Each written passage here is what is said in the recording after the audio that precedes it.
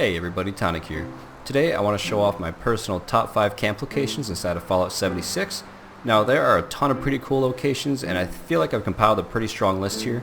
So with that being said, let's get right into it. So up first we have this wonderful area just south of the Lucky Hole mine that is above me, and next to the Monorail elevator, which is right there, and just below it is Fort Defiance. This location is a pretty solid lake, and compared to a lot of other lakes in the game, it's actually pretty large. So if you're looking to set up a ton of water purifiers or just have a nice swimming hole next to your camp, this is a great location for it. That mine up there is great for XP farming, and on top of that, the view here is fantastic. Right in between these trees there is Fort Defiance, and right to the left of that is the monorail system overlooking the Cranberry Bog. It is a beautiful view with a beautiful area. I really don't see too many people building here, so having your camp spot stolen when you join a server would not be a massive issue. But that's mostly everything for this spot, so let's head over to the next one. This camp location is just next to Vault 76, and the view here is remarkable. This is one of the best views in the entire game, and it's just, at this time of day even, it just makes it even that much better. Now, a big thing about this camp is that it has 2 resource points. So right there is going to be a copper, and right there is going to be a steel resource point. One of the best things is just how flat this land is, and I have built here before, so I'll put that on the screen right now so you can see what it would look like kind of built up.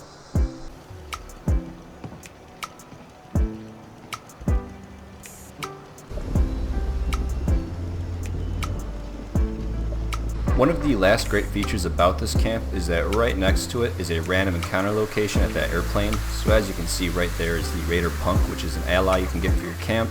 There are multiple allies that will spawn there, there's little treasure chests that spawn there, and on top of that even there's sometimes some settlers and raiders that you spawn there and you can help out for extra reputation. But with that being said, that's pretty much it for this location, so let's get right on to the next one. This next location is right where the forest meets the Toxic Valley, and it's one of my favorites in the entire game just because of how flat it is. The land here is unbelievably flat compared to most of the game, and it really allows for some super unique builds. This location also comes with this pretty cool tree with a noose, and it also has the soil sensor for the daily quest that you can get for retrieving different types of sensors, and it also comes with a ridiculous view. The view here is beautiful. It looks right down into the Toxic Valley, and right there at that little camp is a random encounter, so sometimes you will also find settlers and raiders there, and even traders that you can trade with. I once built here before. I built kind of like a little outpost settlement type thing, so I'll put that on the screen right now.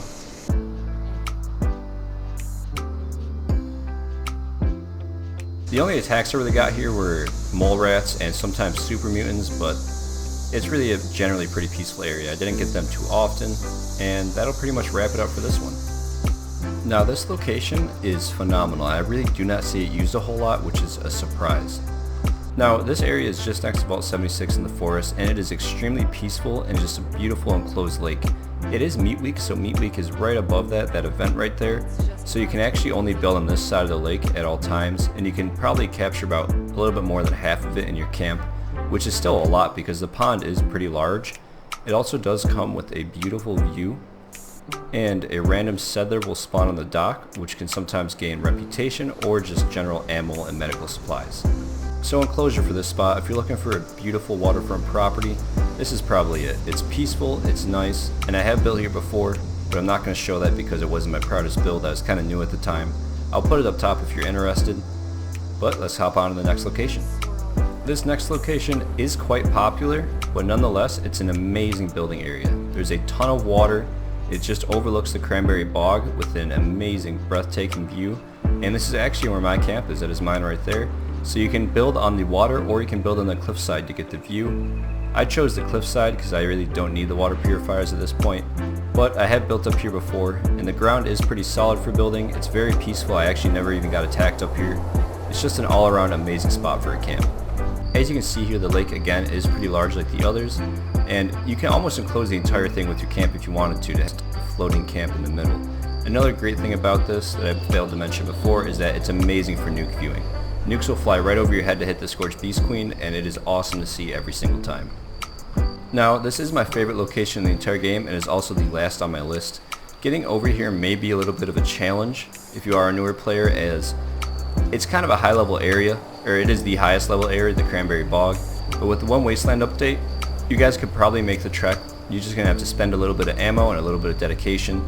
And as I said before, it is kind of a common area, so you will run into the issue of other people having their camp here when you join the server. But simply just rejoin a different server and you'll be alright. It's common, but it's not extremely common like the White Springs areas where you have to rejoin every single time you play.